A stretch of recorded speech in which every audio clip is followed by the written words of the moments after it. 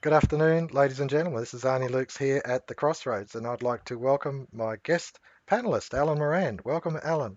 Hi, Annie. All right, it's pleased to have you, Alan. In fact, I'm always pleased to have you because I think there's so much to discuss, and this is a very deep subject. For people's interest, the backdrop. This is a photo of the Lower Lakes in South Australia, an aerial view. I think along the beachfront there, and where the Murray Mouth actually closes. So I'm just going to touch on a few articles just to lay the groundwork for today's discussion. We pick up in regard to the water reform under Howard, 2007, and of course Turnbull was the minister. And the promises made, the first warning sign that these reforms were beginning to fail, the previous laws, flawed implementation of the basin, which put bureaucrats in charge rather than allowing communities to be at the front and centre of the solution. I find it interesting these old articles because they show you the sales pitch, and of course this goes back 4 years ago. Murray-Darling water buybacks, they were capped. A bill passes the Senate, and then it was ABC in March of this year, missing billions of litres of water in the Murray-Darling Basin. Then it was this one here in July, how the taxpayers are funding huge corporate expansion in the Murray-Darling. Then we have the Canadian pension funds are buying up water rights in Australia, and so they're 490 million. And then it shows here also, this goes back to 2017, how a top water bureaucrat resigns after corruption allegations. Um, I wanted to touch on something here. To me, it's the nature of human beings, if you like, and the possible flaw that's within us all. If the money's high enough, if the promises are great enough, then most people, almost all people, could be compromised. Power tends to corrupt, and absolute power corrupts absolutely. This is Lord Acton. Great men are almost always bad men, even when they exercise influence and not authority. Still more when they superadd the tendency of the certainty of corruption by authority. By authority. Now, I the to me the proposal for having an authority of such power over really what it is the eastern states, including South Australia, water allocation to me is essentially disproportionate. My serious concern is that there is too much power and that the interests of the individuals and the communities and the states are not being considered. And how could they possibly be considered when only one person or one authority or one commission makes that decision? Alan, your thoughts? Well, I think the key thing is to try to get to, to move things away from individual power. You have to have ownership. If you have ownership with rights to buy and sell that ownership and the fruits of it, then no longer do you have individuals arbitrarily deciding how the assets would be used. And here we're talking now about the Murray-Darling system. Uh, the ownership has been determined long ago. We sometimes think of it in terms of an interstate ownership, and that's true in one sense. But there's another aspect of the ownership, and that is the ownership of the irrigators, the rights the irrigators have to the river. Hmm. River flows. About one third of those flows uh, have been vested in irrigators Hmm. in all states, all four states that are affected by the basin, uh, and those rights have to be considered to be sacrosanct. They can't be taken away. What we have seen we've seen two aspects of that under some sort of stress. The first aspect was when the government, the federal government, and one of your clips showed that they bought off 1,500 gigaliters, which is actually 2,750 gigaliters altogether, have been taken from irrigators Hmm. for environmental flows. That is for other flows along the river to water the forest, to do various things with the water, which the authorities concerned thought was very valuable, and that's cost $13 billion. Cost a lot of money. Yeah. there's another set of flows, another issue, separate issue, that is that people looking at the lakes that you have there, and saying, well, look, there's about 2,000 or maybe even 5,000 gigaliters goes to those lakes, into those lakes, and is goes straight to the ocean. The people on the lakes have certain values with them for Hmm. fishing, and Hmm. some irrigators, Hmm. boats, things like that. But people further up the river say, well, we could use that more productively. Hmm. And to me, to my mind, if they can do a deal, if they can say, listen, that water that goes on those lakes, creating an artificial situation of freshwater lakes, but that's by the by, uh, that water we could use ourselves to grow food, olives, anything, or even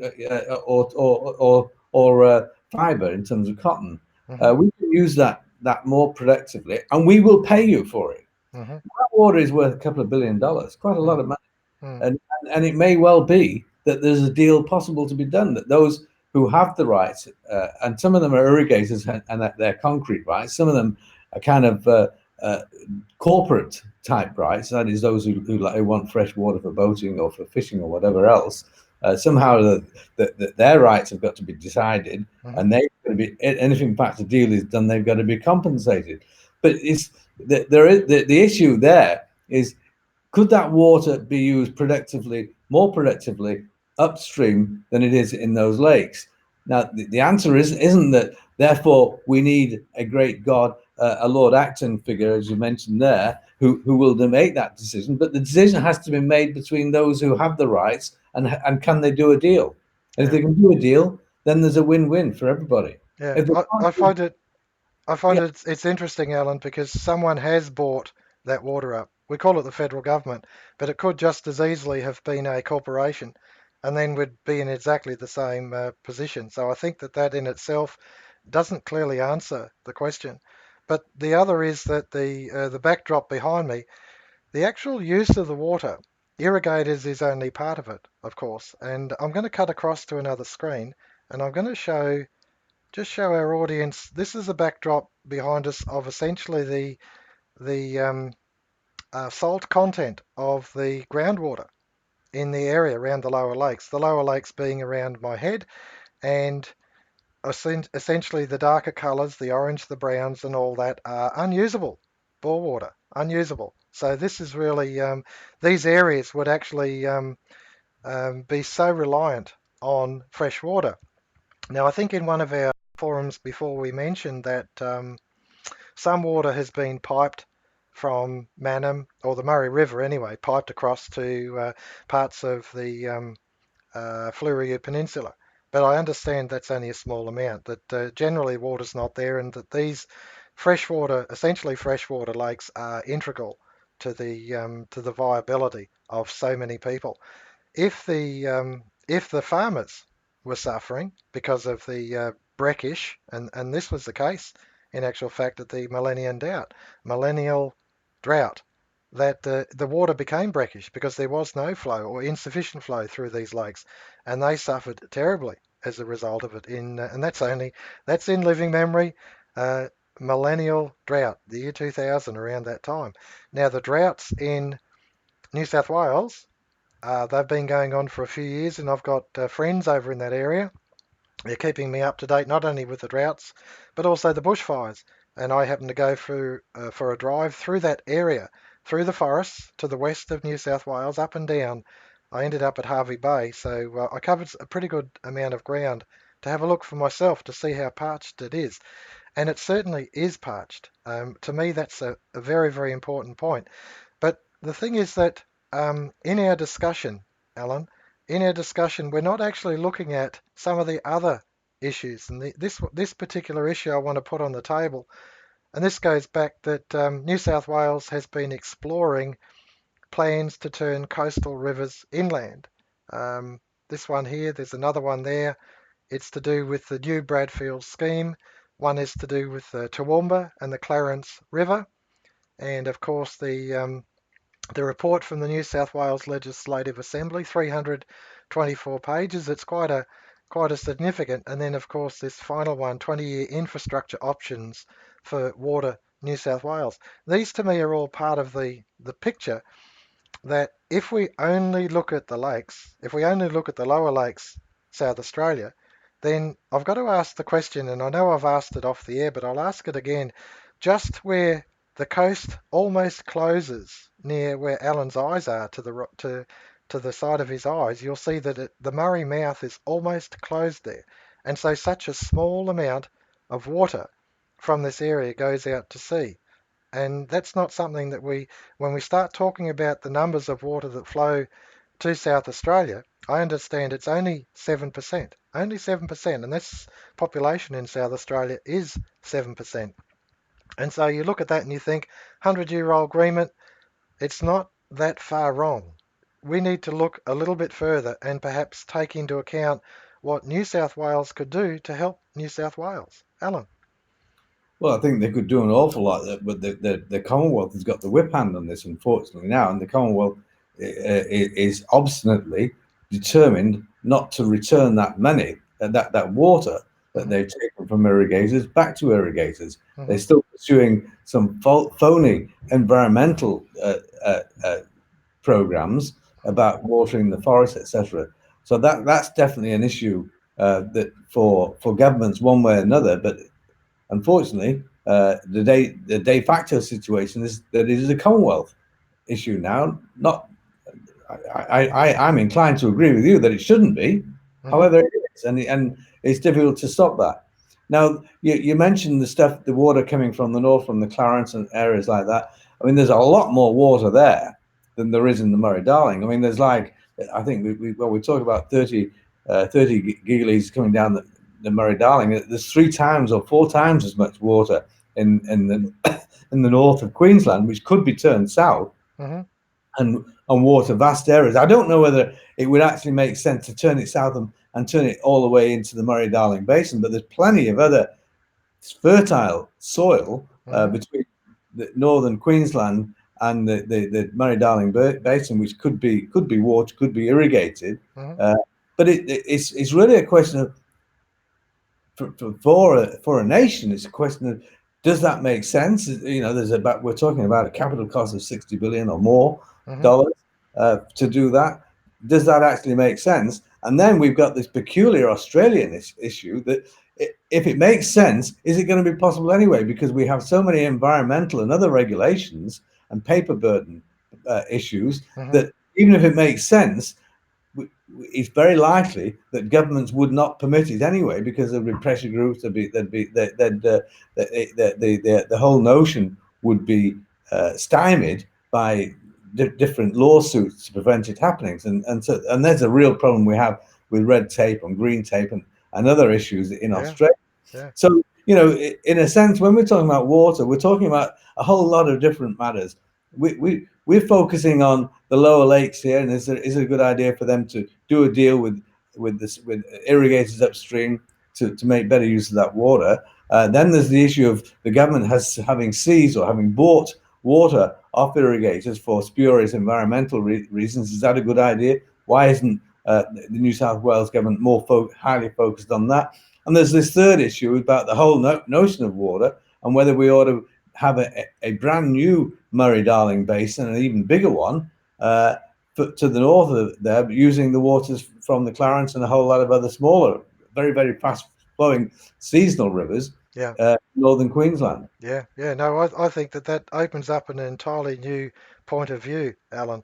And I do note off air we had discussions about where the environmental flows go. And they're certainly not great flows through the Murray Mouth. They're certainly not. So the lower lakes, in my view, are not really an argument in this case. What we're talking about is where are the other environmental flows going, and are they actually going through New South Wales and Victoria? To me, that's out there, and I don't really want us to go in that. But I do want us to look at this thing about the interference that is going on and the actual meddling that's gone on with the Murray-Darling, and also, of course, the ramifications, the constitutional ramifications. I know the Water Act 2007. I know that the demonstration went to Canberra, but in actual fact, the outworking of a solution for New South Wales could be or should be on the steps of the Parliament House in Sydney, not in Canberra. They should be there because the actual political will is in New South Wales. The people suffering is in New South Wales. And that beautiful poem, I Love a Sunburnt Country, of droughts and flooding rains. I mean, come on. This is every time. I've got a little book here. It's called The Struggle for the Snowy, and it's about the establishment of the Murray-Darling and also the redirecting of the Snowy River, and how that actually had arguments between the states. Honestly, it was 100 years ago they were arguing exactly the same as they're arguing now, no different. And that to me is why it's so important that the states actually participate in this area vigorously, on their own behalf, on behalf of all of these people that live in this area behind me, those that live in Victoria, Alan, and those that live in New South Wales. This is a discussion that needs to take place. And having an umpire arbitrarily make a decision that might be, I'm going to choose you over you, it's just, well, hang on a sec. We've got a drought. We always have droughts. We always have droughts. If it's not in one part of Australia, it's somewhere else. And if it's not droughts, it's floods. But we always have it. That's the nature of what goes on. And we have to be good husbands of the world around us and just manage it. The Murray-Darling is a reflection of that management. I think it's a wonderful achievement. The Snowy Mountains, again, another wonderful achievement. But we must not stop now. We must move forward. And with a growing population, increased demands on food industry, all those sorts of things, we've got to consider other options apart from, as you said last week, derating the river. Alan. Well, I think that's correct. I mean, when you say that it's up to New South Wales, well, it is. But the fact of the matter is, the Commonwealth has seized control of this. Mm-hmm. And if New South Wales said, "Look, we made a terrible error. We should not have taken that 2,700 gigalitres away from farmers and given it to these spurious environmental concerns. Mm-hmm. We want the water back." Well, the Commonwealth said, "You can't have it." Mm-hmm. They'll say you can't have it back under any circumstances, Mm-hmm. because they have vested interest. They claim that they've signed agreements in this area and that area, and they have vested interest in terms of green votes, etc. Mm-hmm. The Labour Party wouldn't allow them having back. It would never get through the Senate to resell that water back. That's what should be done. Mm-hmm. Resell the water back to the farmers who will pay the highest price of it, and probably that's New South Wales farmers. But the fact is that the Commonwealth has seized control. I don't know what we do about that. It's beyond it's beyond our capacities in terms of redesignating the Constitution as it should have been, because it has moved in a way which is certainly deleterious, but in a way which is almost irreversible. So we have that water, and New South Wales farmers, and therefore the National Party and the shooters and the fishers and various other parties, are arcing up because their farmers are now extremely short of water. Mm-hmm.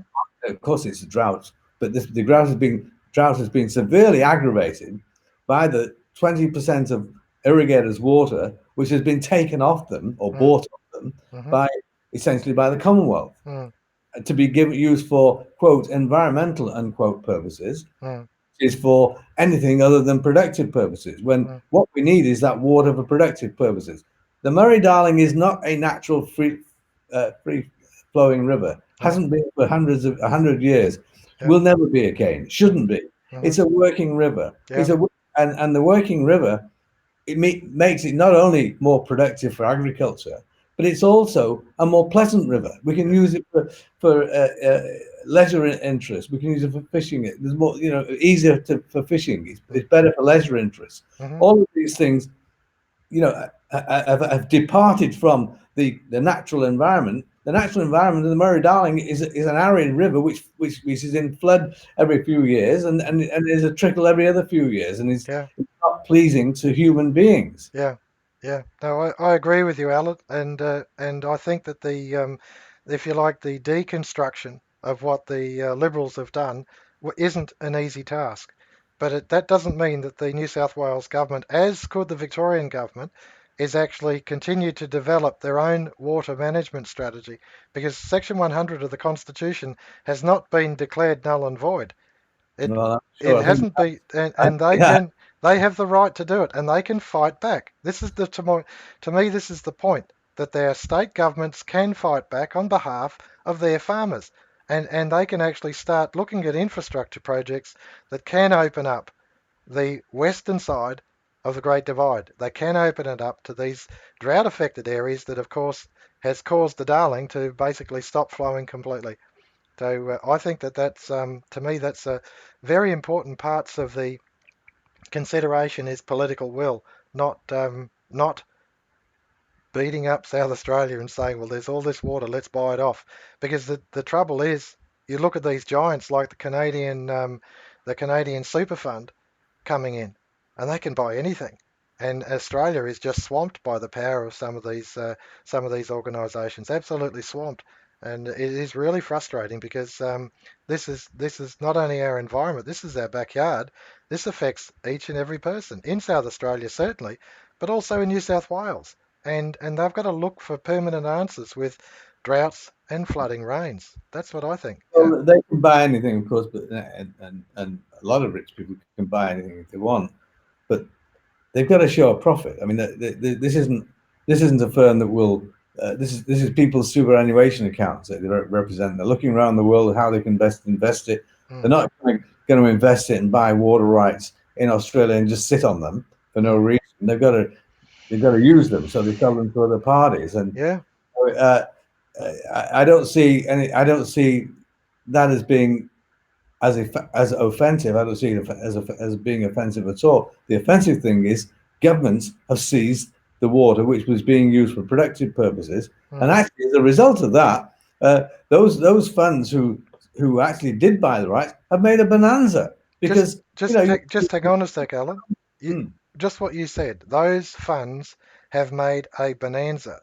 In not other, because not because they're doing anything wrong, but I because didn't suggest I didn't yeah, suggest it was right or wrong. What I'm suggesting is that the price of water has increased fivefold, and the exactly, farmers are getting a thorough kicking, and yeah, then those funds are making a bonanza at the expense of the farmer. This to not me really, is, no, not at the expense of the farmer. well, They made who's an answer because the government has actually stipulated, has rigged the game, and these funds saw the game being rigged and thought, right, we're by the water's going to price is going to go up. mm, They were perceptive enough to do so, mhm. but the price only went up because of government action, not because of the funds themselves. Did it? They've taken advantage of that price increase Mhm. caused by our own government. I know. I agree. It's the behaviour of the conservative liberals, if you like, has been horrendous. It has been so destructive to our farmers. And the thing is that when the water price goes up, I said it last week, a week before, when the water price goes up, the food price goes up. When power goes up, food, industry, everything goes up. These are inflationary pressures, and it's an erosion of your spending power. So we don't actually win out of this. No, Those that win, that are able to exploit it to their advantage, and you say, well, okay, but this is not wise activity on the part of our government or our bureaucracy. And I think honestly, when you look at the level of corruption with what I said about what Lord Acton said, the nature of man, what price? What price? What is their price? And unfortunately, I think their price is very, very low. And it's mm, very, very frustrating that as Australians, our government are not taking our best interests into heart. And this to me is a reflection in the policy. I, um, in a sense, I get hot under the collar because you can see almost design in this whole thing. yeah. This hasn't happened willy-nilly. There is purpose, there is design in this, and our farmers and our communities are suffering, and they shouldn't. There should have been some more forethought, and to me it comes down to the, if you like, and I'll bring my story to a close on this, Alan, but I'll allow your closing comments. Um, what it does is it touches on why do we have federation in Australia? Federation. It was actually the states that agreed to form the Commonwealth, and the states agreed that these were the only powers that the Commonwealth would have, and the smaller states argued and argued and argued, and they held out for 10 years during the conventions to ensure that they had representation, equal representation in the Senate. This argument, this bullying argument of larger states knocking the little ones around, has been going on since before federation, and we've answered it, I believe, with federalism. We have. But when the federal government seizes power and then hands it to a, if you like, an overall authority, I see nothing else but trouble. And look what's happened. Nothing else but trouble. Alan, closing comments, please. Well, I think you're right. Nothing else but trouble. The federal government has seized the power on the on to use that water uh, for purposes that aren't in the national interests as I see them. Hmm. They're in their interests of some people because they've seized the power to take away water from productive use to unproductive use, Hmm. and people that you know they have had this vast propaganda campaign about the fact that Hmm. well there was salt infused and there was the water was never going to go again because of climate change and God knows what. Hmm. All of these are spurious reasons. Hmm. It's spurious reasons that the environment of the Murray Darling is stressed. Is massively better than it once was now. Yeah. We had a cap put in there at 11,000 something gigalitres for irrigation. We've taken that cap, we've reduced that down by 2,750, all to please a certain segment, which is Hmm. represented by Malcolm Turnbull, for example, or Hmm. Tony Burke on the Labour side, a whole host of the Greens.